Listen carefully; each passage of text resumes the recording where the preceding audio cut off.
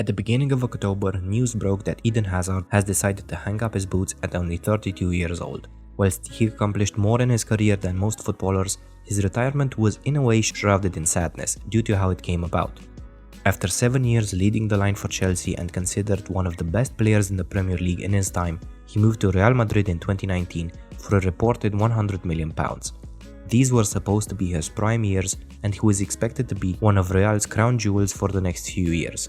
Sadly, Real didn't realize that they bought a player who had been playing regular top-flight football since his late teens and was often the most fouled player in the league at the end of the season.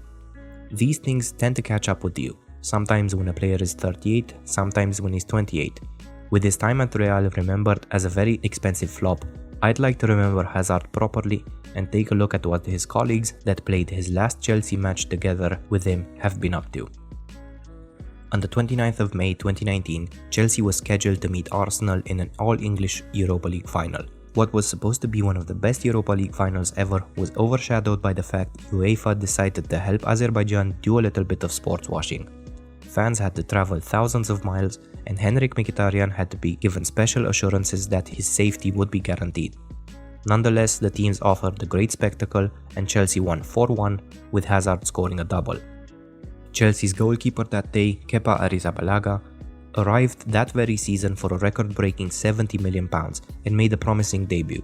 Things soured when he refused to be substituted, disobeying Maurizio Sarri, but by the time Chelsea played the semi-final against Frankfurt, he was back in the lineup, saving 2 penalties in the shootout to send Chelsea through.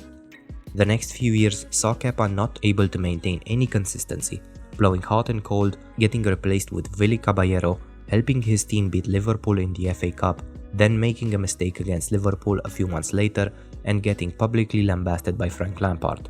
The arrival of Edouard Mendy from Rennes signaled the end of Kepa's ambitions of becoming the first-choice keeper.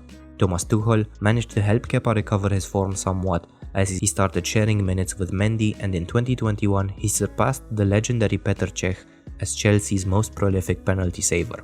Graham Potter's arrival alongside goalkeeping coach Ben Roberts continued Kepa's resurgence, and he finished last season with the 3rd best save percentage in the league. He is currently out on loan at Real Madrid, filling in for the injured Thibaut Courtois, and at only 29 still has time to fulfill his potential. We all love a bargain in world football, and Chelsea's captain in the Europa League final Cesarazpilicueta is probably one of the greatest. Having signed for Chelsea back in 2012 for only £7 million, I think I can rightly say he has attained club legend status.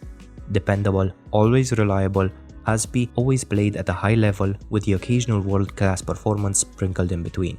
In the seasons following the Blues' Europa League triumph, he helped his side win the Champions League and became only the 4th player in Chelsea's history to surpass 300 appearances in the Premier League era.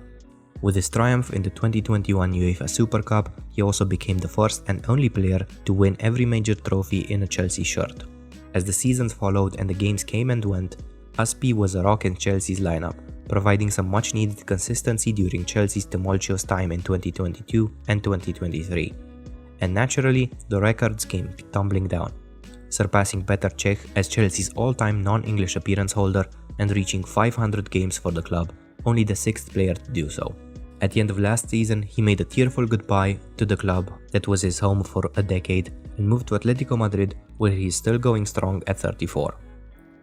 Opposite Aspi at left back, Emerson Palmieri also played a full 90 and provided the assist for the opening goal. Costing $20 million when he had joined Chelsea in 2018, he could be considered the opposite of Azpilicueta in the sense that Chelsea overpaid for him and he was nothing more than a squad player in his time at Stamford Bridge. He left Chelsea in 2021 and went out on loan for Lyon for a year before joining West Ham at the beginning of this season. He is already closing in on the number of appearances he had for Chelsea, showing just how little he played in his time there.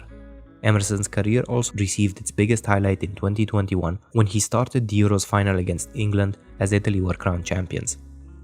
With Antonio Rüdiger's injury, Chelsea's centre-back pairing that evening in Baku consisted of Davidluiz and Andreaschristensen, and as usual, the best partnerships consist of a loose cannon and a by-the-book player. We start with the loose cannon, Davidluiz, who had rejoined Chelsea in 2016 after his stint at PSG. Whilst his talent has always been on a consistent display throughout his career, by the time 2018-19 rolled around, his erratic behavior was more and more common. He left at the end of their Europa League winning season and chose Chelsea's bitter rivals Arsenal to continue his career. One of the biggest proponents of Arsenal's vibes era, Luiz left after just 2 seasons and travelled back to his home country to join Flamengo, where he is still contracted. Last year in October, he won the Copa Libertadores and became only the 12th player to win the top 2 club competitions in South America and Europe. His partner that evening, Christensen, was just coming into his own as a Chelsea player after multiple loan spells. In the following seasons, he struck up a very effective partnership with Antonio Rüdiger and won the 2021 Champions League final, as well as reaching the 2022 Euros final. In the summer of 2022, both him and Rüdiger left the club, heading to the opposite sides of the El Clasico derby. Although it took some time to settle in at Barcelona, Christensen seems to be the preferred option at centre-back for Xavi heading into the future. Chelsea's injury issues limited the selection of its midfield somewhat, as Ruben Loftus-Cheek was out and Ngolokante suffered a knee injury just 4 days before the match. Luckily for Chelsea, he was able to start the game and play the full 90 minutes. As usual, Conte showed why he is considered one of the best defensive midfielders of its generation, dominating Arsenal's midfield. The next season, he picked up where he left off, helping his team reach and win the Champions League, which put him in contention for the Ballon d'Or. When asked about the award, Conte stated that although it is a great honor, he is not actively working towards securing individual accolades, showing just how great his mentality is as a player. Sadly for him, the years of running around the midfield picking up every ball slowly started to catch up to him, as injuries and bad form became more and more common. After he missed the 2022 World Cup due to a hamstring injury and with his playtime in London decreasing, he moved to Saudi Arabia in the summer of 2023, joining Al Ittihad. Jorginho's career trajectory seemed to follow that of Kante, trailing off during 2022 as Chelsea's performances experienced a sharp decline. The midfielder had been signed by Sarri right after the Italian coach joined the team, Jorginho basically being to Sarri what Crouch and Defoe were to Harry Redknapp. Although it took some time to accommodate to his new surroundings, Jorginho became Chelsea's metronome in midfield, dictating play more and more over the course of the season. After winning the Europa League in 2019 and the Champions League in 2021, Jorginho played a starring role in Italy's Euros win, which saw him nominated for the Ballon d'Or alongside Kante. He placed third in the voting, with only Lionel Messi and Robert Lewandowski being deemed better than him that season. With Chelsea in disarray and his performances somewhat dropping off, Arsenal swooped in January of 2023, signing him for only £12 million. Whilst many fans and pundits questioned this move, a player of Jorginho's quality is a bargain at that price, even if he is not at the top of his game anymore.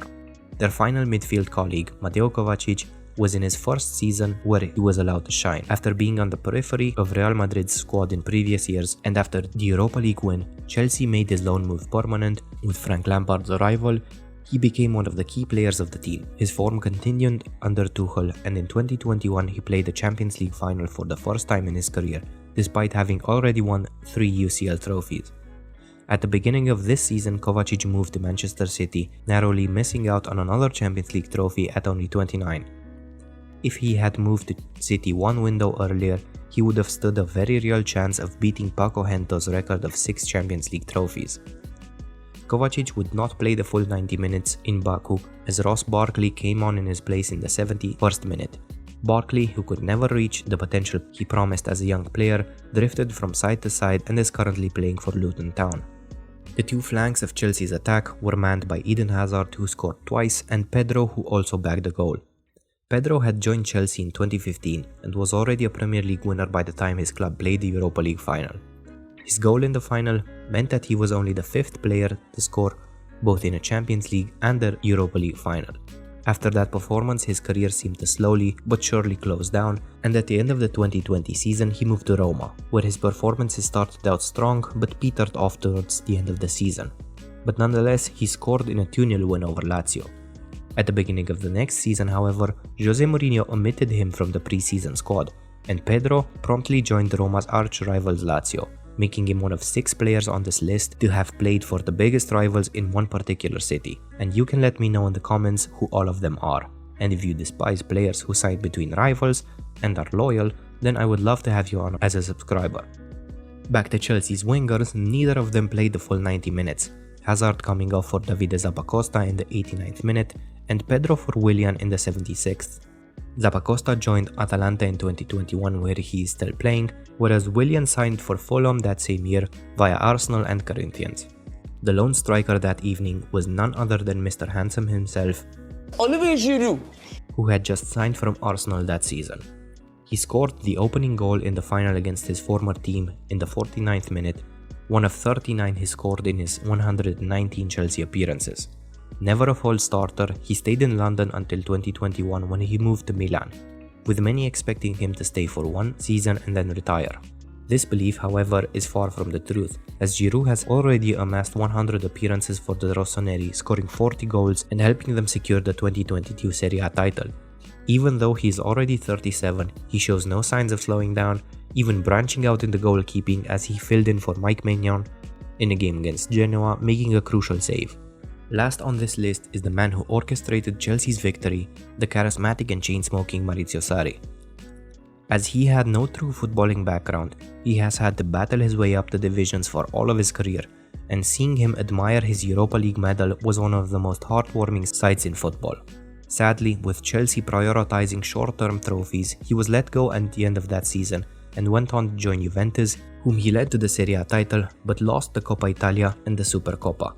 Once again, he was deemed not good enough, and after taking a year off, he joined Lazio in 2021, where he is still active at the moment. Thank you so much for joining me in remembering one of Eden Hazard's finest hours, and if you liked the video, remember to like and subscribe, and I will see you next time.